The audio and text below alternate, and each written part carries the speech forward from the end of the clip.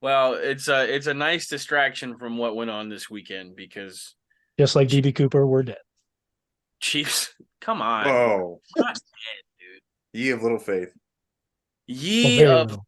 tiny wiener and faith.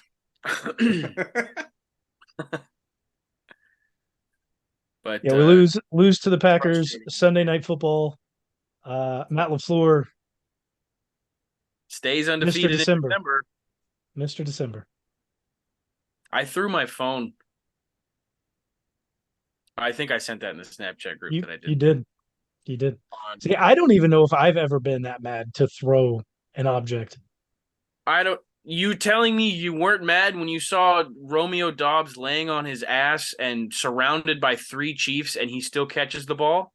Oh, I didn't say I wasn't mad. I just don't think I've ever been mad enough to like throw my phone or an I like object. skipped it Oh, across my floor. I don't know if this is an OtterBox, but it's a pretty damn good case. Like he trusts in that OtterBox a lot I right there. tried I trusted it. More than Patty trusts the receivers he throws to. That's for sure. He Actually, has no connection with Sky Moore at all.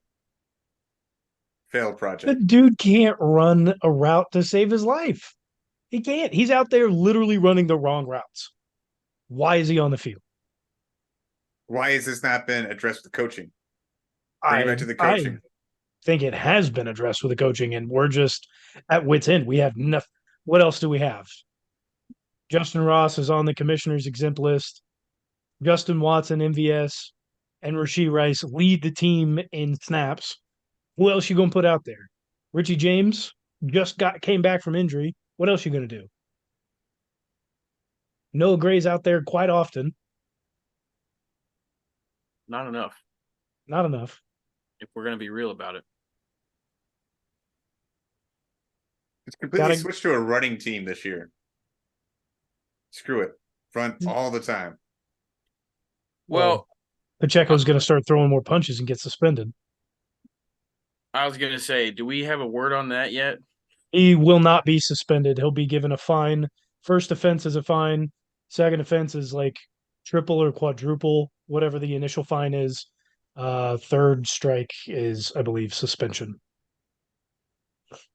Well, I mean, do we want to break it down like we usually do? Do we are we about to talk about overall what went wrong or I mean, yeah, I think we all know what went wrong. Everything went wrong. Pacheco touched the ball one time in the final three drives that we had. The defense could never get a stop. Injuries happened. Like it's a culmination of damn near anything that could go wrong did go wrong. The defense didn't start off hot. And the offense hit its normal form of shitting the bed.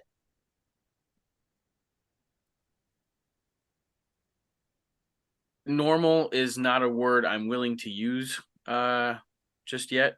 Um I believe in these boys, okay? There's some magic that can happen. There's like it's all work outable.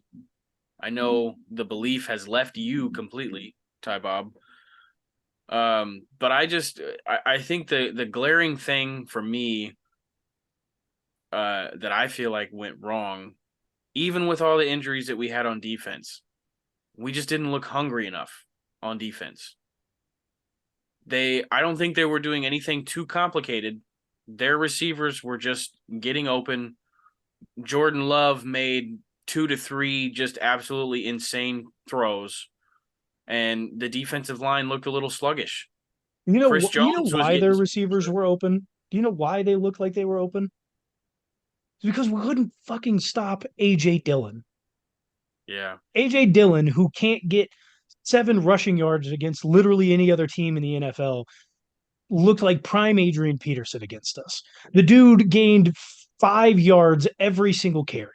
And that's why the wide receivers were open, is because we couldn't stop a leak through the front line. Our defensive line has not looked good going on this is 3 weeks in a row now. We want to add that 4 weeks in a row. No, 3 weeks all the way back to the Eagles, Raiders, and now this past week against the Packers. They've looked bad. And now the DBs are looking bad because we were focused on there. And this is one thing that I started out at the beginning of the season saying is that I was really impressed with Spags and what he's done with this defense. But I had a caveat to that because Steve Spagnuolo cannot have a defense play for an entire season. Never has as a Kansas City Chief. They And either my fear, well, they normally start out super slow and then get it together. exactly. And now my worry, what I said was, watch us start out good, really good, and watch the back half of the season end up like it normally does. And that was my worry. And that's where we're headed. The deal, like you said, the guys weren't out there hungry enough, but the defensive line has not shown up for 3 straight weeks. And now we're without Brian Cook. Drew Tranquil's in concussion protocol, and we still have no idea when Nick Bolton will be returning. His 21-day practice window opened up last week. It's totally possible that he's back this Sunday, this upcoming Sunday, which would be a big bolster to the run defense. But realistically, defense ain't looking good for 3 weeks in a row. Do you think during this game, Drew Tranquil getting knocked out affected the play calling on defense of how far Spagnuolo would be willing to go with some play calls, or you think it was just everything else yeah, altogether? no, I would say yes. It's not like with Drew in there, the defense was playing well anyways. Now, it happened early enough in the game. The defense could have worked its way back, most definitely. But anytime Jack Conklin is on the damn field for more than a play at a time, Cochran, that's fine. Conklin, doesn't matter. He doesn't deserve to have his name said correctly. Anytime he's out on the field for more than 1 to 2 snaps for an entire game and he's wearing the green dot, you're not in a good position. No, but I mean, like I said, I didn't see even with the injuries. I understand there are 2 key players that got knocked out in this game, and Drew Tranquil got knocked out pretty early. There wasn't enough urgency on defense, especially in the drives where it really mattered the most. AJ Dillon was still getting like 5 yards a carry towards the end of the game, and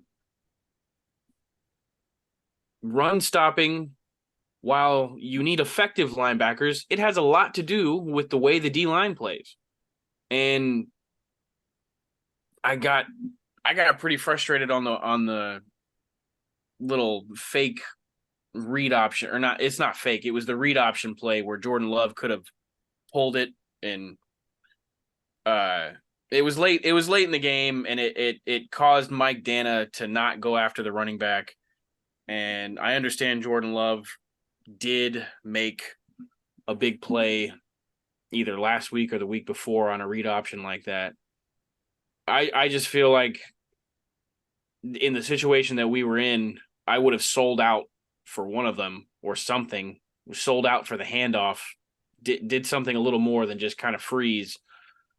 I understand playing the option in general kind of throws you for a loop because it's not the most common thing ran in football, especially in the NFL.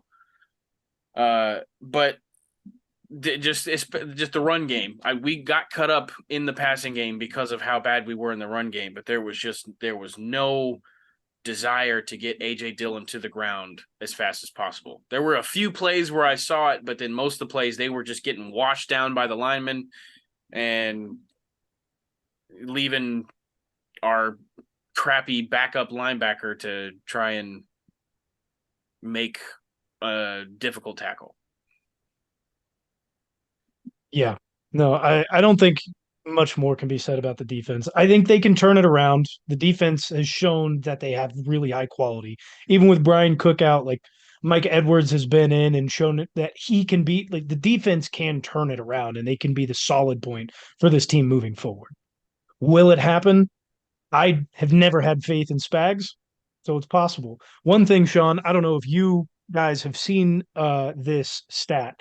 If we turn to the offense here, can you guys guess the average air yards per target that Rashee Rice received in the game on Sunday night?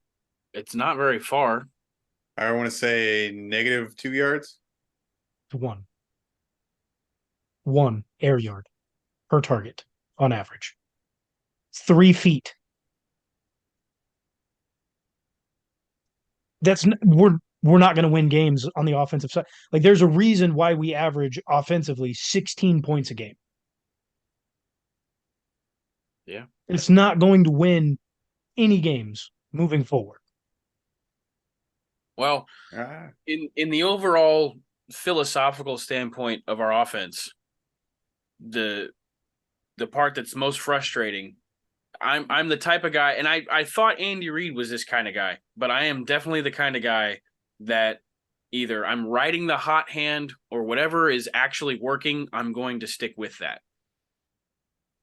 And I kind of have a little bit of a hot take from Sunday. I feel like if we gave Clyde Edwards-Helaire more touches, our offense would have done better. Now, let me explain real quick, because I know it's not a very popular opinion, but in terms of riding the hot hand, Joe Thuney, Creed Humphrey, Trey Smith, that was the hot hand on Sunday. We had, Donovan Smith's backup in, and Rashawn Gary. Wanya Morris. Yep. Yeah. Played Rashawn well. Gary was eating us up. No, Pat got sacked. Pat doesn't get sacked very often. Pat got sacked in that game. So dropping back to pass, there was two fronts where that wasn't necessarily working for us. Pass blocking wasn't the best it could have been, and our receivers have the same problem of drops and lack of separation.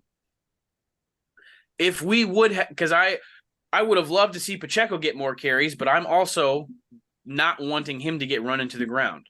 I don't want him to get beat up too bad. You saw the play where he got bent backwards and, kind of popped out of it and missed a serious injury.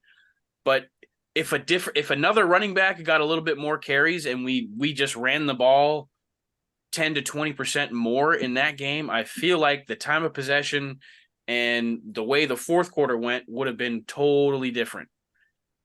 And when Clyde got his few carries in this game, he did all right. He got us a first down on third down. And truth be told, it doesn't matter who's running the rock when you got those three center guard combo driving the defensive tackles 2 yards back into the linebackers. And that was happening all night on the run plays. So that's what leads me to say, if we would have ran the ball a little bit more and Clyde Edwards-Helaire got maybe 5-6 more touches, Pacheco get a couple more touches, the game flow would have just been a little bit differently, and we would not have been in such a dire situation at the end of the game. I'll say this we definitely wouldn't have thrown a pick in the red or on the second to last drive that we had. I'll say that I think Wanya played fine for a rookie left tackle who hasn't played previously this season outside of a couple snaps here and there. That was sacked 3 times, but coming into the game in week 13 against the Packers, he was averaging taking 1 sack a game. After adding those 3, he's still averaging just barely over 1 sack a game. So that really didn't change much. He doesn't get sacked like a guy like Sam Howell does, but he still averages getting sacked once a game. I forgot where I was going to go with all this. Yeah, I don't disagree on Clyde Edwards-Helaire, especially with when when Pacheco got ejected. But riding the hot hand, I mean, Pacheco was still the guy you go to prior to the ejection. 18 carries for 110 yards, and he got 1 touch in the final 3 drives. He got 1, and I'm just using that as a I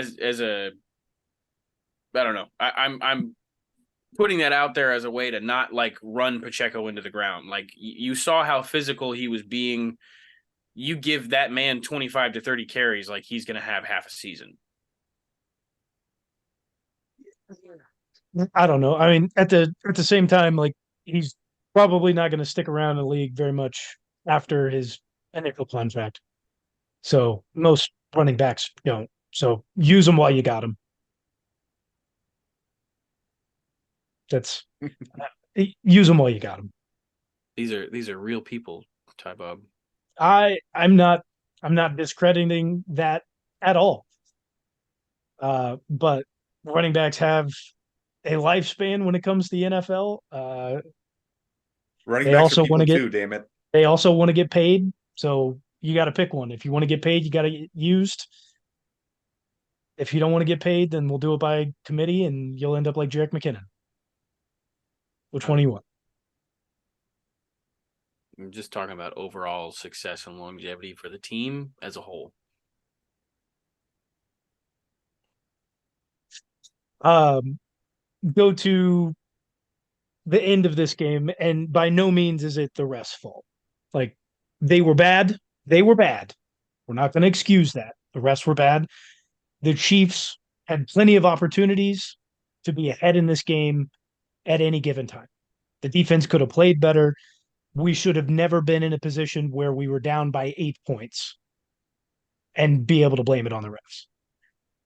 With that said, But one of the most egregious non-calls on a pass interference that I've ever seen, which single-handedly lost an individual money, would have had them suspended, and single-handedly disrupted the flow of the game. Because honestly, I don't think the Chiefs would have scored anyways, but that is neither here nor there. please. If Look, MVS catches that I'm- ball, it's probably a touchdown. If you call the pass interference, then Pacheco doesn't throw a punch in somebody's face.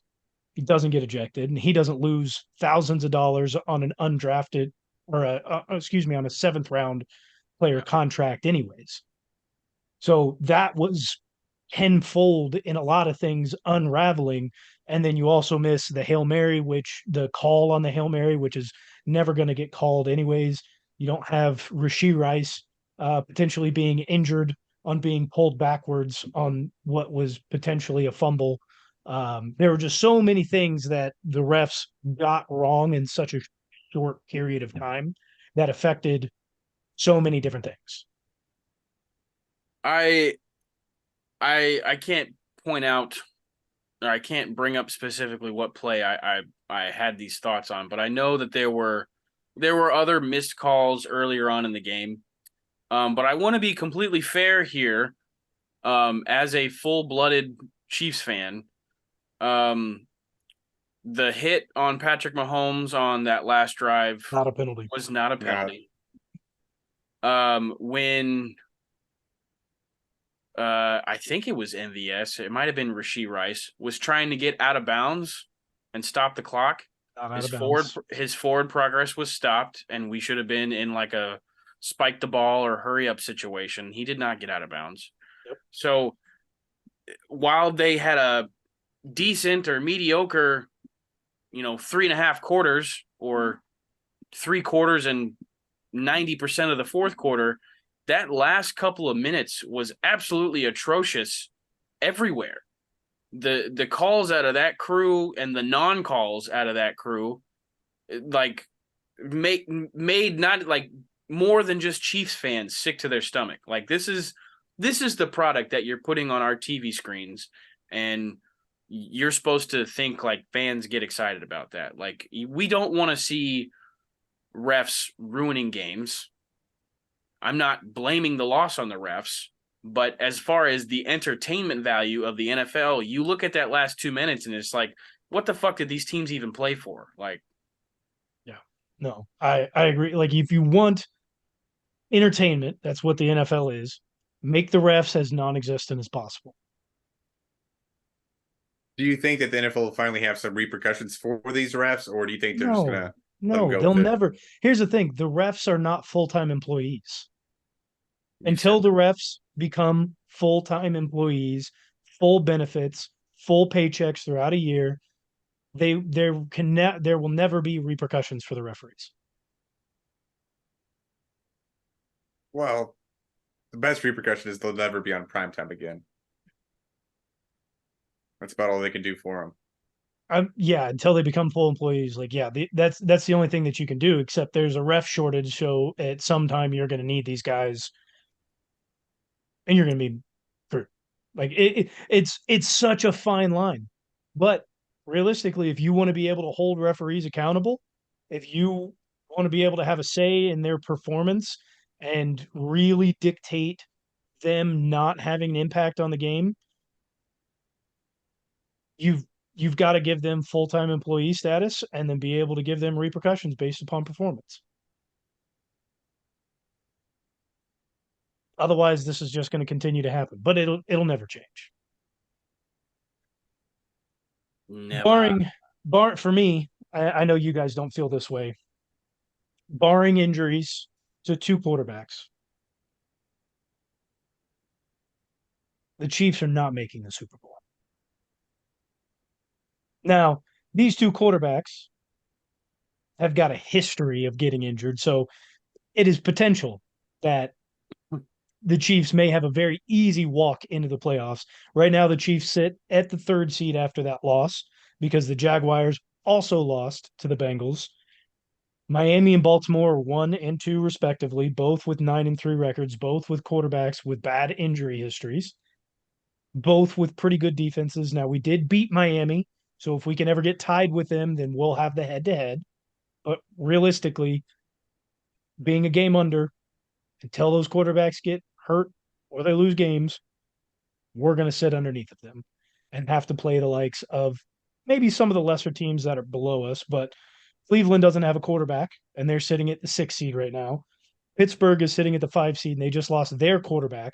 I would expect those two teams to move out of the playoffs by week 18 and see the likes of Indy's currently sitting at the 7th seed.